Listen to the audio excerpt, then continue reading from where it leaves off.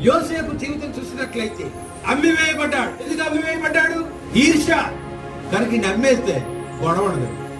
యేసు జీవితంలో కూడా తన సహోదరులైన యూదులు ఆయన అద్భుతం చేసినప్పుడు వాళ్ళకి మనసులో అంతకుముందు ప్రార్థన చేయమని ఎక్కడికి వచ్చేవారు?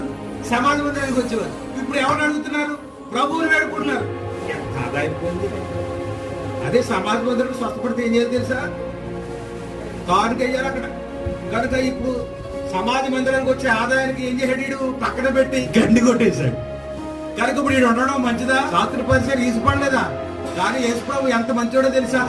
ప్రభువానికి స్వస్థపడ్డాడంటే అయితే నువ్వు సమాజ మందిరానికి వెళ్ళి కానుకేయని వాడు. నీ ఆదాయానికి ఆయన అక్కడ గండి కొట్టలేదు.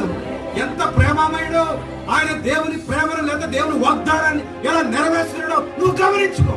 నీకు ఎవరైతే శత్రువుగా, ఎవరైతే ద్వేషభావంతో ఉన్నాడో వారిలో దేవుని యొక్క ఆత్మ ఉన్నదని మట్టుకు నువ్వు గుర్తుపెట్టుకుంటే నీ జీవితం ధన్యం.